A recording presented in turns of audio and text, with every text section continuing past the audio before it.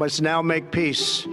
If they do not, future attacks will be far greater and a lot easier. And they might even rename it the Trump Peace Prize. Did you hear those? They won't give me a Nobel Peace Prize because they only give it to liberals. President Donald Trump announced that the U.S. military carried out major strikes on 3 of Iran's most critical nuclear facilities. Retaliatory attack on a U.S. airbase in Qatar.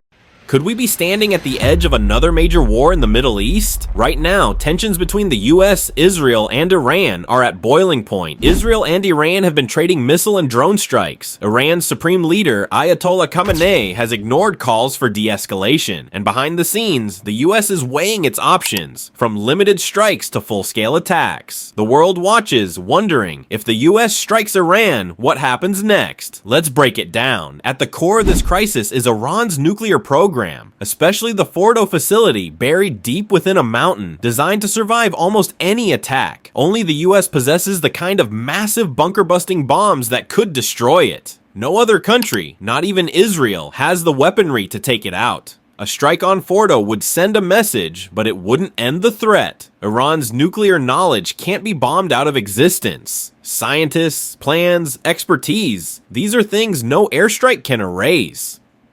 And if the US bombs Fordo, what will Iran do? Experts say Iran would have 2 choices: return to the negotiating table or retaliate. But history suggests that Iran, feeling humiliated or threatened, would likely hit back. And it wouldn't be a small response. Iran could block the Straits of Hormuz, the artery of the world's oil supply. 1/5 of the globe's oil flows through this narrow passage. Even a brief closure would send oil prices skyrocketing, triggering a global economic shock. Imagine oil hitting $200 a barrel, inflation soaring, economies reeling, and Iran wouldn't stop there. Its network of proxy forces in Iraq, Lebanon, Syria, and Yemen could target US bases, troops, and allies across the region. Embassies, oil fields, civilian infrastructure, nothing would be off limits. Cyber attacks could cripple systems worldwide. Iran's strategy would be to spread chaos, to make the cost of war so high that the US would think twice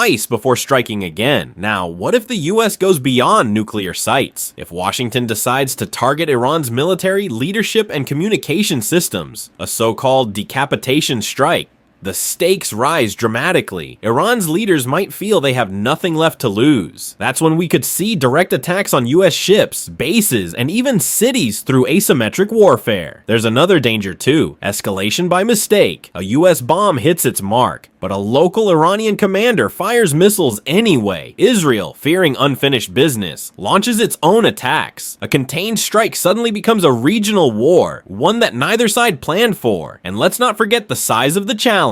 Iran is huge, twice the size of Texas, 3 times the size of Iraq, with a population of 85 million. US wars in Iraq and Afghanistan lasted for years, cost trillions of dollars, and resulted in thousands of lives lost. Iran would be even harder. Its terrain is harsh, its people are fiercely nationalistic, and while its military is no match for the US in open battle, its ability to wage guerrilla warfare, sponsor terrorism, and disrupt global systems is formidable. What about diplomacy? Could that be the real solution? Many experts say yes, bombing can delay a nuclear program, but it can't kill the idea of it. Iran could simply rebuild, perhaps more secretly, perhaps more determined than ever. The only lasting solution, they argue, is a negotiated deal that addresses the real security concerns on all sides. There's also the haunting question: what's the end game? Is the goal to stop Iran's nuclear program? To force regime change? To weaken Iran so much it can never threaten its neighbors again? Or simply to buy time? Without clear objectives, even the most successful military strikes can lead to endless conflict. And here's the reality: Iran's leaders are focused on one thing above all: regime survival. They know that pushing the US too far could bring destruction, but they also know that appearing weak could threaten their grip on power at home. So their response would be carefully calculated, designed to hurt, but not necessarily to bring the full force of US retaliation. Still, war is unpredictable. One misstep, one rogue actor, one bad decision, and events can spiral far beyond anyone's control. Finally, history offers sobering lessons. The US invaded Iraq with hopes of a quick, clean victory. Instead, it unleashed chaos that gave rise to ISIS. In Afghanistan, Afghanistan, promises of stability led to decades of war. In both cases, the cost was high, the outcome uncertain. Iran could be even harder, bigger, stronger, smarter in asymmetric warfare, and with deeper networks of influence across the region. So as tensions rise, the world waits. Will diplomacy win out, or will we see another chapter of war in the Middle East? One that could reshape the world for generations. Because in the end, it's always easier to start a war than to end one.